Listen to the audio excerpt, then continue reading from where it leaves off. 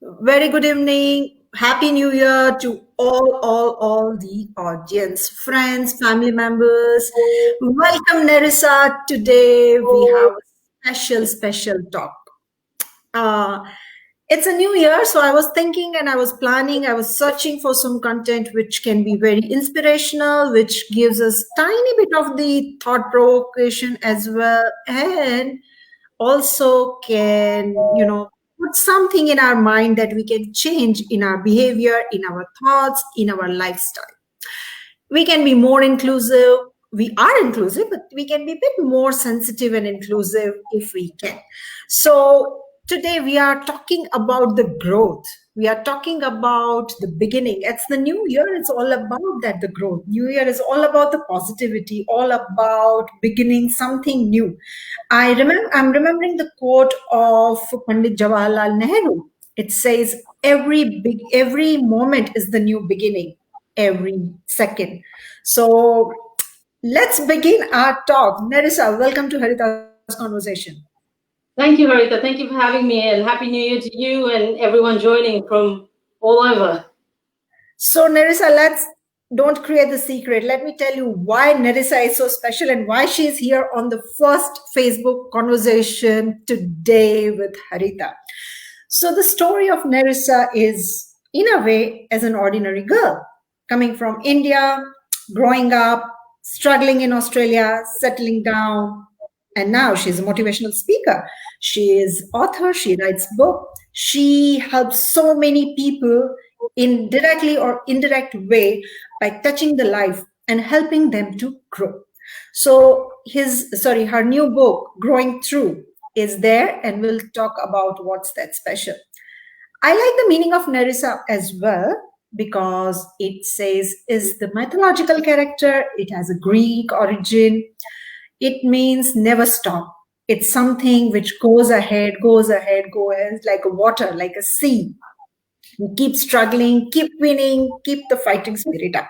So Nerissa, start with your meaning. If I'm misinterpreting, or what is Nerissa is all about? No, I think that's a meaning that I haven't heard before as well. So I knew it's when I growing up, I thought the meaning of Nerissa was drawn out of the sea, but I think the connotation that you've just shed on that, Harita, is just incredible because it actually puts growing through into perspective. And I didn't even know that my name meant that, and in terms of going on through and keep growing. So thank you for sharing that bit about it. Okay, so Nerissa, we talked about your meaning and I introduced you in a way, but I tiny bit hid your identity. So if you can introduce yourself in your words, because I think I have created the background, but you are the hero. So go ahead. Thanks, Harita. Well, I'm Nerissa. I'm originally from India, from a city called Calcutta. I live now in Australia. I am a keynote and motivational speaker, a recent international best-selling author. I do coaching. I work in the change and transformation space. So really all about, I want to empower, motivate, inspire, and engage with people. And the way I do that is just by sharing stories, by interacting, and really empowering people. So that's what I'm all about. That's the essence of the book as well, and the reason behind writing that book as well. So, after this conversation, if you want to get in touch with me, reach out on Facebook, go to my website, nerissatrindade.com, reach out, connect with me. I'm happy to come and speak at your events. I'm happy to hold workshops and sessions. We can do stuff about the book. Since writing the book, a lot of people have been asking Harita in terms of how did you do this in 4 months?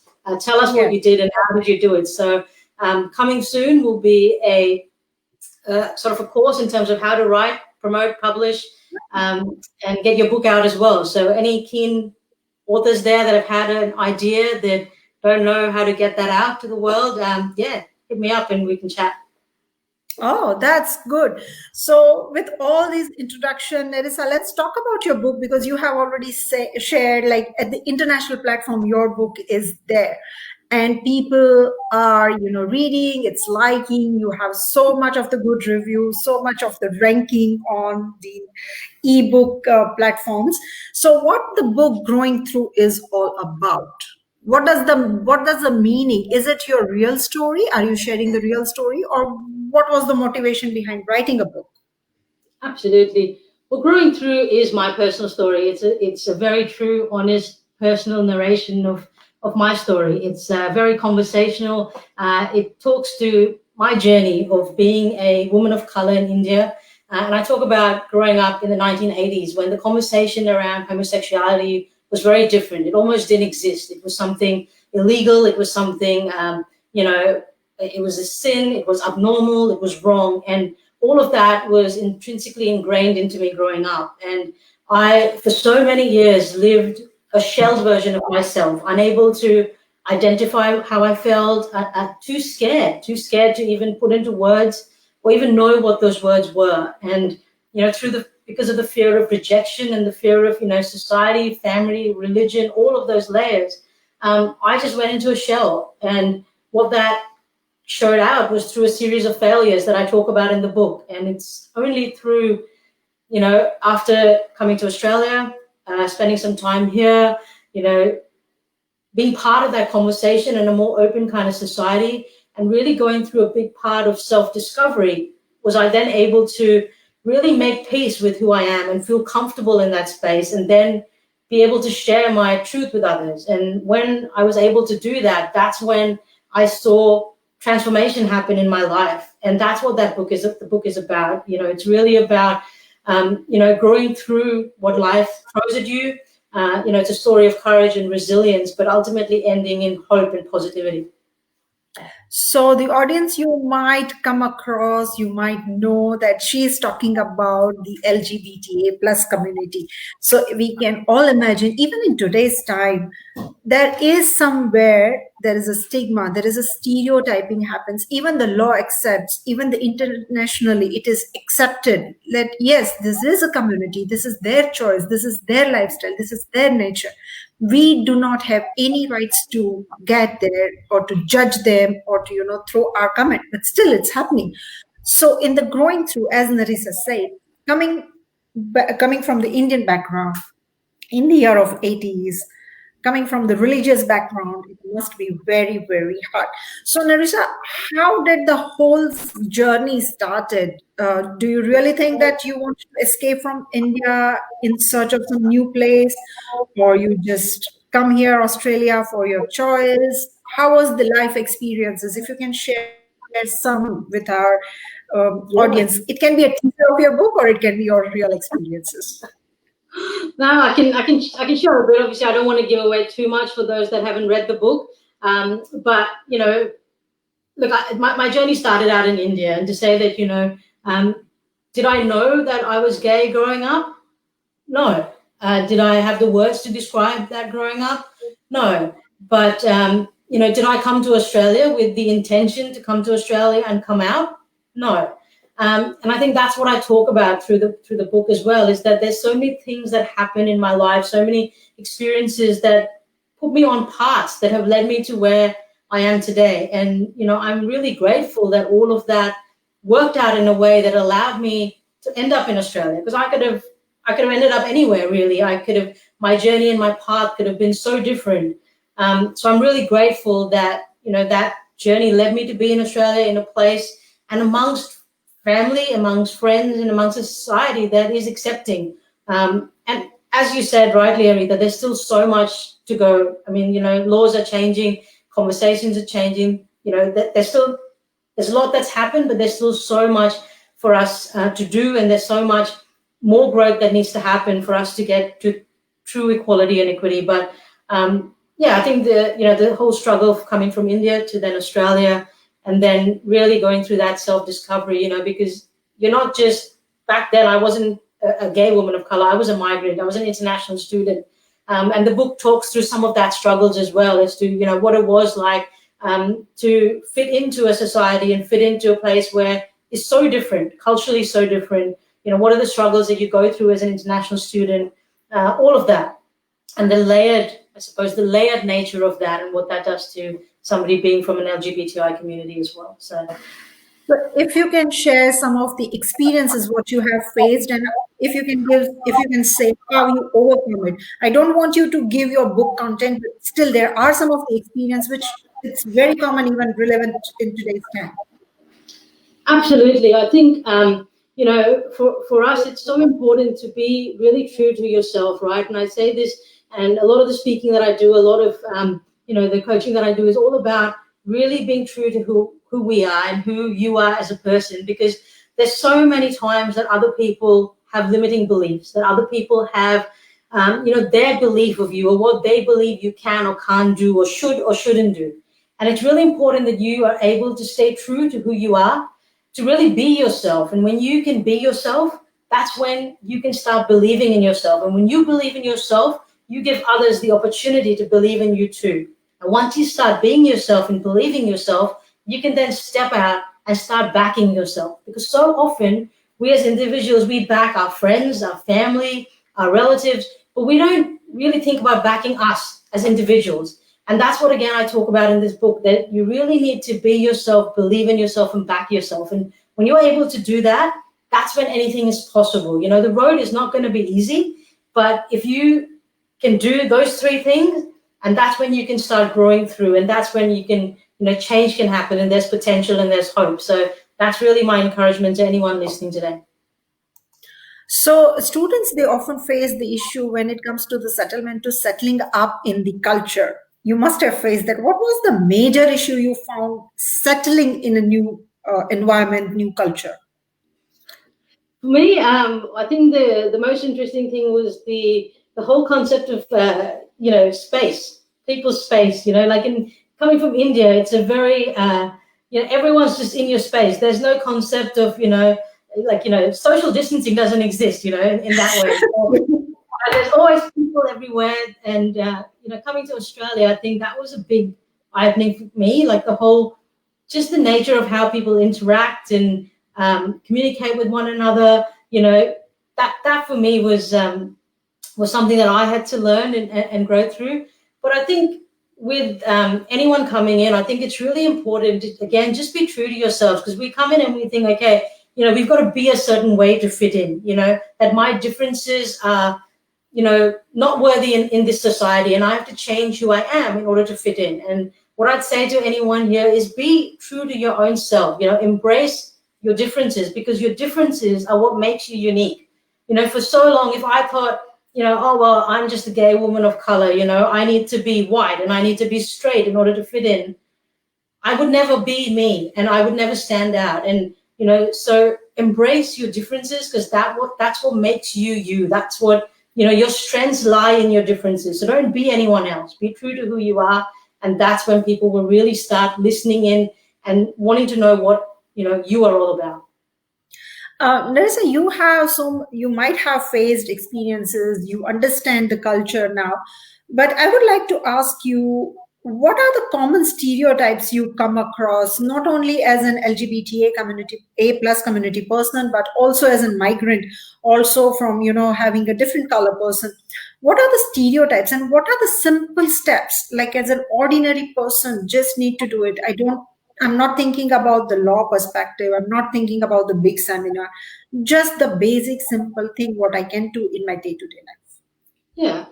Look, I think one of the biggest stereotypes that we face, and even me and my wife face, is the whole thing of, that heterosexual relationships are the common thing, and anything homosexual or anything away from heterosexual is, a minority. And, there's so many times even today where, I'll pick up the phone and I'll be like, oh, my partner wants to do something. I'll be like, oh, your husband. And I'm like, no, it's not my husband. It's my wife. And they're like, oh, okay.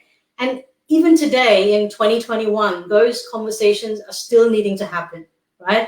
And I think that's why this book is important, and that's why us having these conversations are so important. When you say, like, what are some of those things that we can do? I think the number one thing is don't assume. Don't assume that somebody else is just the way you are, right? Allow them to tell you about themselves. Don't assume everybody is he or she. Allow them to tell you what their pronouns are. Some people refer to themselves as they, and that's okay. Allow people, don't judge people before you know them. And the other thing I would say is open and honest conversation. I think conversations like this that we're having now are so important. Conversations where we can share stories, where we can learn from one another is really, really important. So allow those conversations to happen. For parents, for students, for teachers listening, be open to having a different viewpoint, allowing a different conversation to happen. And don't shut someone down because that isn't the way that you think necessarily. Allow that two-way conversation to happen because that's when growth can happen. Thank you, Navneet. Thank you, Colin, for joining us and sharing some nice comment, encouraging our conversation. Thank you so very much.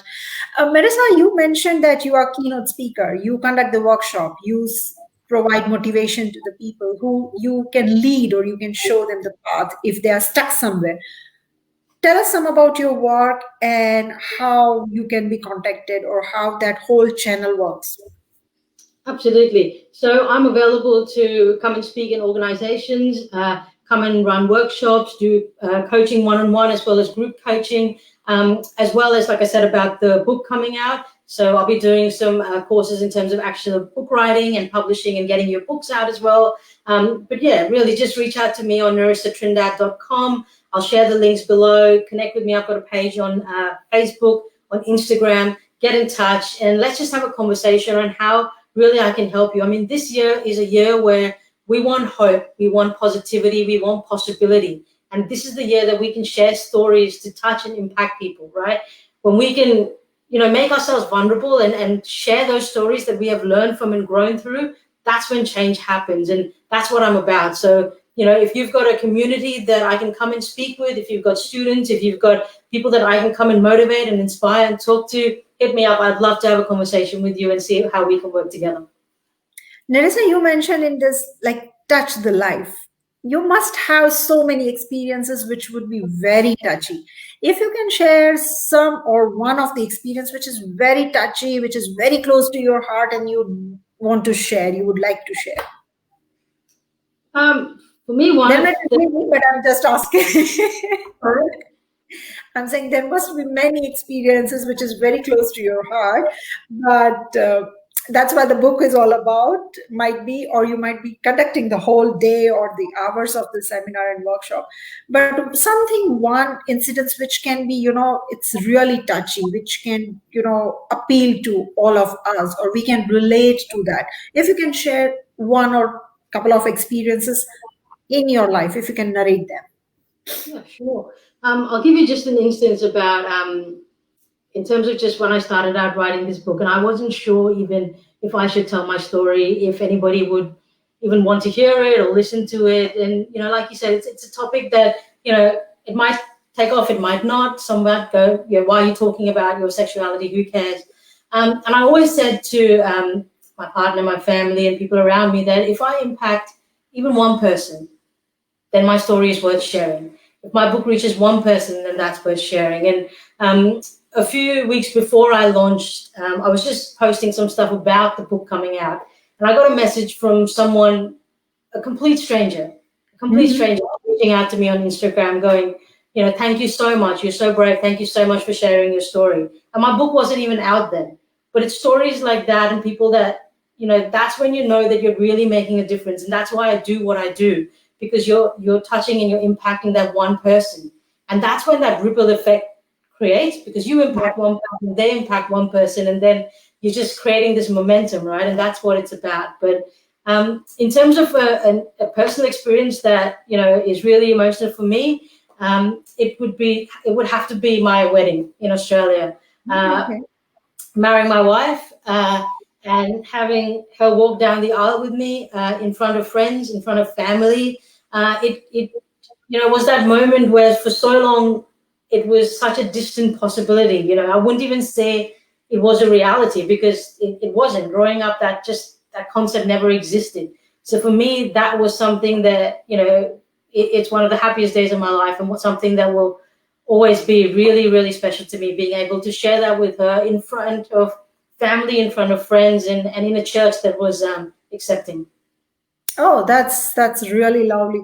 It reminds me why conversation with one of the person she is now leading in India for the LGBTA community. You might know her. She has written a book, Why I Am Hijra. Means like I'm transgender, and she come up with her story, and it's truly inspirational as you shared your story. So I believe that people like you who are starting the conversation, taking a tiny bit of the steps, the journey can go miles and miles and miles. Before we end, any last message? It's a new year, it's your time, special message for us. My message for the new year is really anything is possible. Anything is possible. Given what we've been through, given what 2020 has been, we often feel that, the things that are going to break us really in life are the things that make us. If we can actually take from 2020 all the learnings that we've had, all the time that we've spent, and take that and motivate ourselves to propel ourselves forward in 2021, then anything is possible. If you can be yourself, believe in yourself, and back yourself, I honestly tell you that's where growth happens. That's when you start growing through. So all the very best for 2021. That's super cool. Friends, I am sharing all the links in the comments. So go down after I post this and you can find all the links where you can get in touch with Nerissa. There will be the link where you can find the book if you want to go, and if you want to buy it, or you can contact her. It will be there. Do share your feedback, your comments, your love. If you don't like, please also share, but please use the generous language. Or make some proper language. Let us know your feedback. Yeah, that's what I'm saying. Do share your feedback. It can be positive, it can be negative, because it should be everybody person to person choice. I would like to thank all the viewers who are joining us now and who will watch the post sharing this post live broadcast of this. Thank you so much, Nerissa, for your time, and I wish you all the best. Thank you so much for having me, Rita, and good luck to everyone.